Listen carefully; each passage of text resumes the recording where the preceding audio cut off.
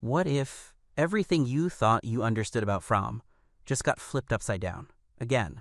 Because Season 4, Episode 3, Merrily We Go, doesn't just push the story forward, it drags every character deeper into psychological chaos, trauma, and something far more sinister lurking beneath the surface. And that final moment? Yeah, we need to talk about that. Right from the start, this episode makes one thing painfully clear. The town is breaking people.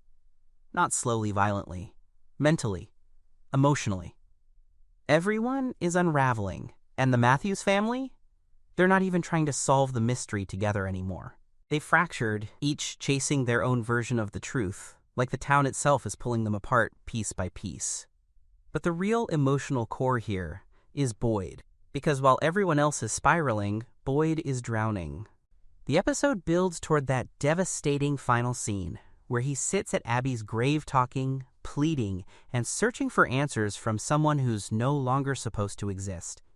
And then, Mossy, it happens. A hand reaches up from beneath the ground and grabs him. Let that sink in.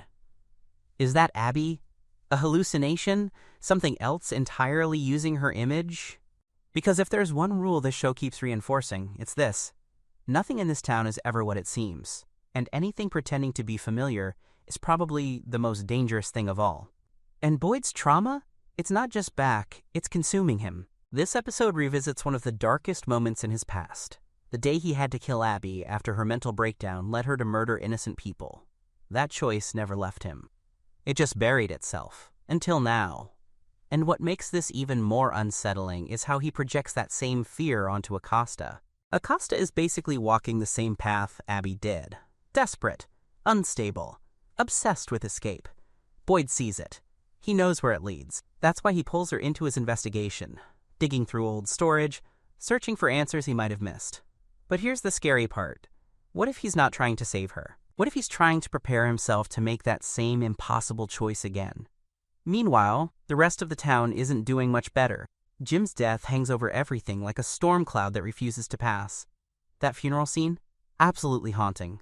The silence, the grief, and then the crows. Swarming. Watching. Almost celebrating. It's one of those moments where the show stops being subtle and just screams.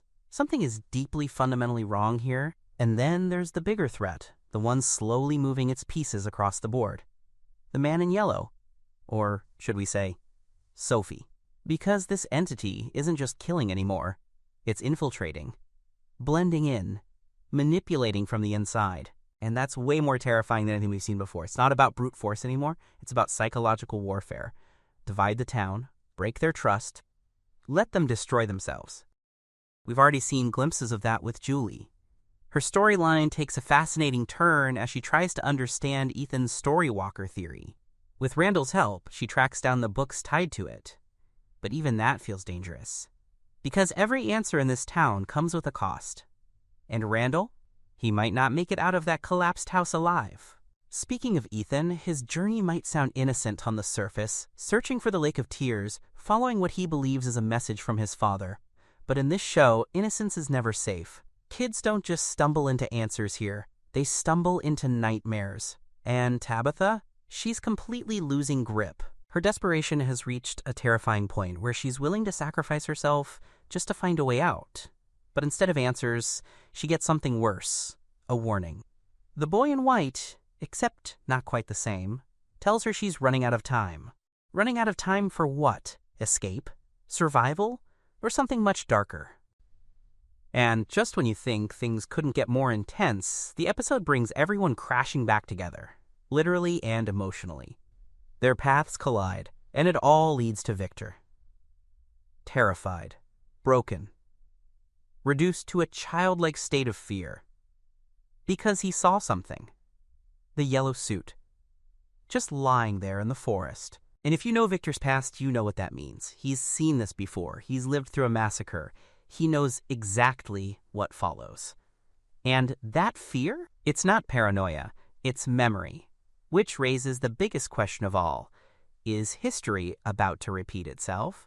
Because if the town becomes aware of the man in yellow's presence, it might already be too late. This episode isn't just about moving the plot forward.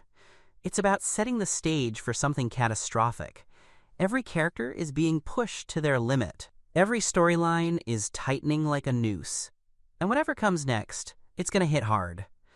So yeah, if you thought things were bad before, Merrily We Go just proved we haven't even seen the worst of it yet. If you've got theories about that final scene, the man in yellow, or what's coming next, drop them in the comments.